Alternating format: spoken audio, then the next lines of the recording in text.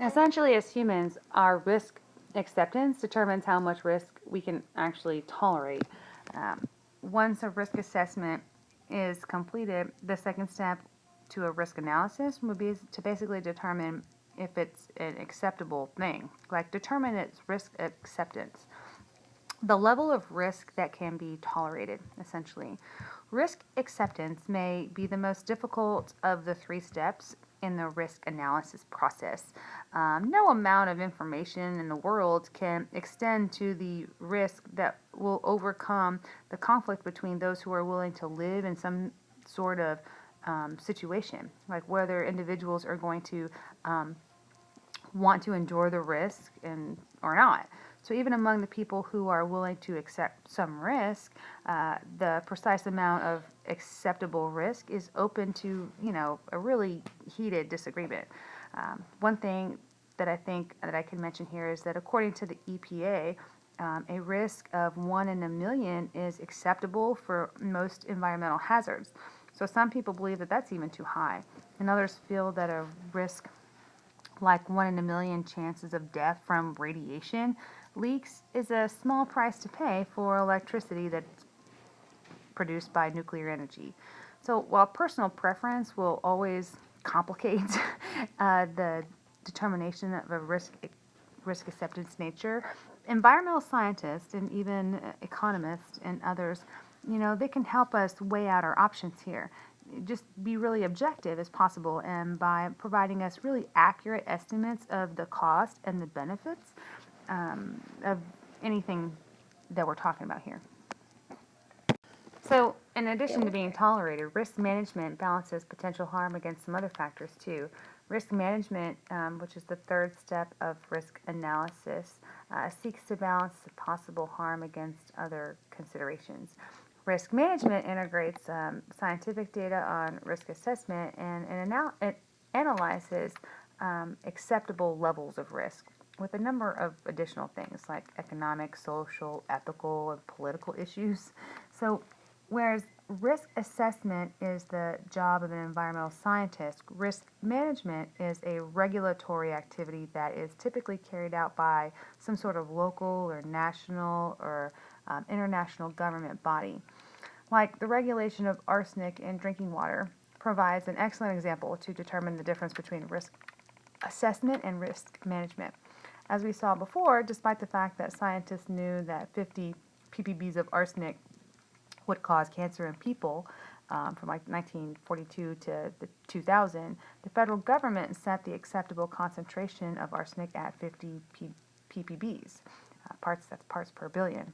But in 1999, the EPA announced that it was lowering that maximum concentration of arsenic in drinking water to 10, which matched the standards that were set by the European Union and also the WHO. So this regulation threatened to place a large financial burden on mining companies that arsenic was a byproduct of mining.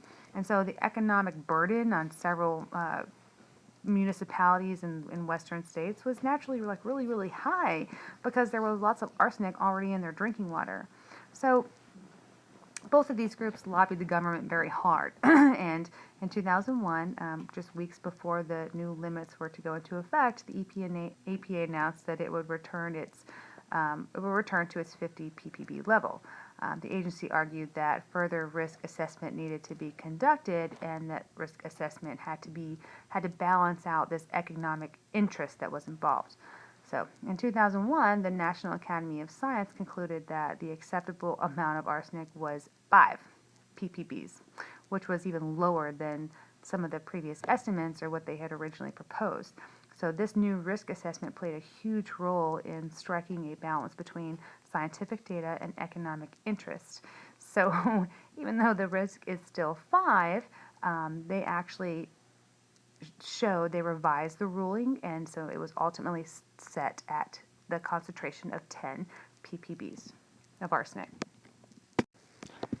Yeah, just the thing, it's still kind of screwed up though, right? Like, oh no, we do all of this data, which lasted, 20 years, and we've come up with the actual data, which shows that the analysis is 5, but we're going to hold on a second. We're going to go back here and we're going to go back to 10 because it's too expensive to come all the way to 5, even though they know that 5 is the acceptable risk value. All right, so moving on. Worldwide standards of risk can be guided by these different philosophies. There are commonly about 80,000 regulated chemicals in the world at a given time, but we're not regulated the same way around the entire globe. So, a key factor to determining the type of chemical regulation, whether the regulation needs to be innocent until proven guilty principle, or if there's a precautionary principle, we can actually illustrate both of those here. So, the innocent until proven guilty principle is based on the belief that a potential hazard should not be considered a real hazard until the scientific data definitely demonstrates that it actually causes harm.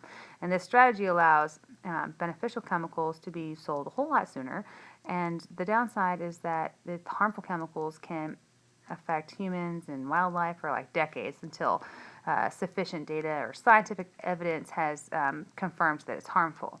So, in contrast, though, the precautionary principle is based on the belief that when a hazard is plausible but not yet really a concern or certain, we should take actions to reduce or remove the hazard. So the plausibility of the risk cannot be speculated. It must have some scientific basis. So, in addition, the intervention should be proportionate to the potential harm, that might be caused by this actual hazard, right? So, the approach allows fewer harmful chemicals to enter the environment, as predicted.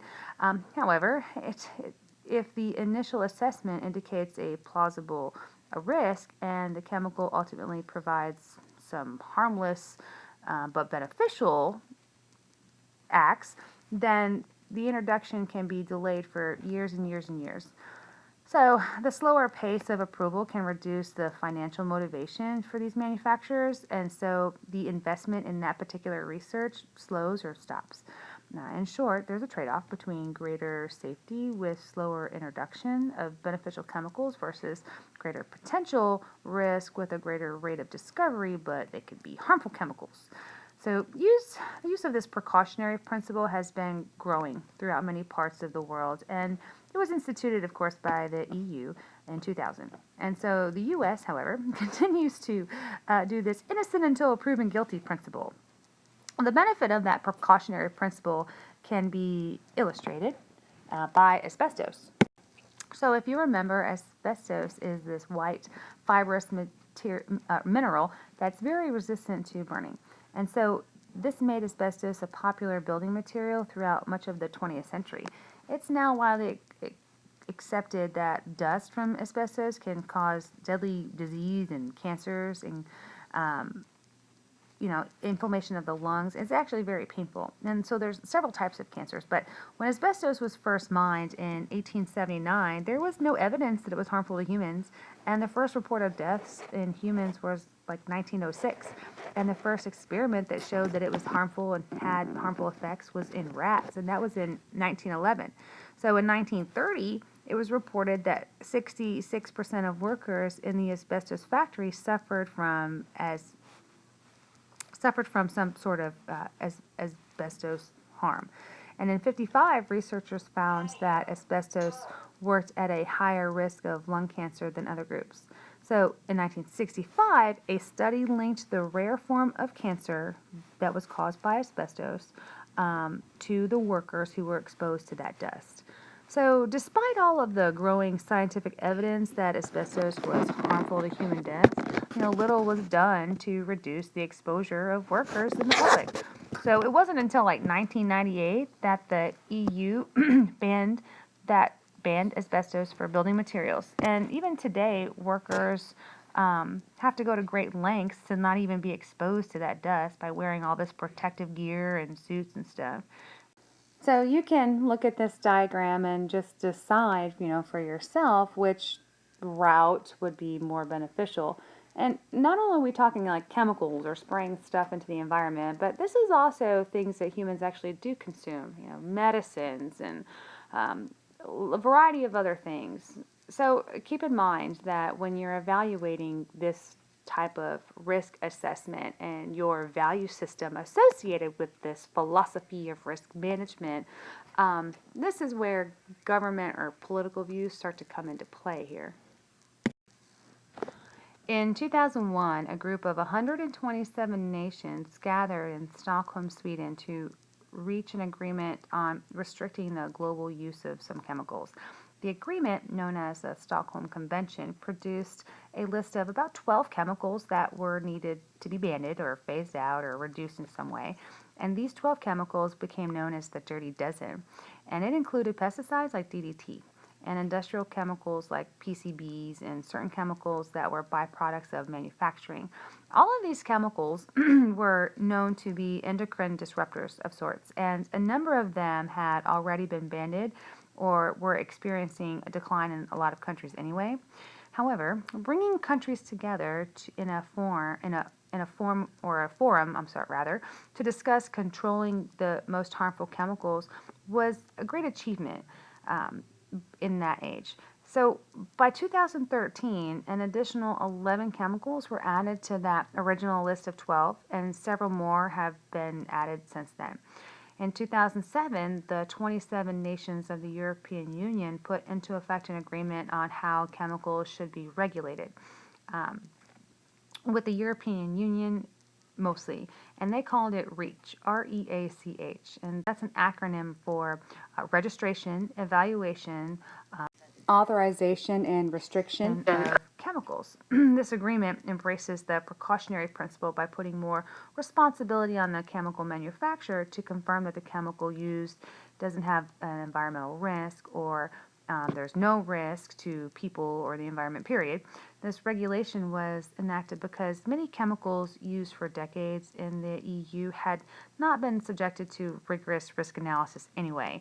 And so the new regulation is being phased in, and it's going to take a long time, like 11 years, and they're going to have to get permits and have a sufficient amount of time for the manufacturers to kind of come on board because they have a lot of required testing to complete.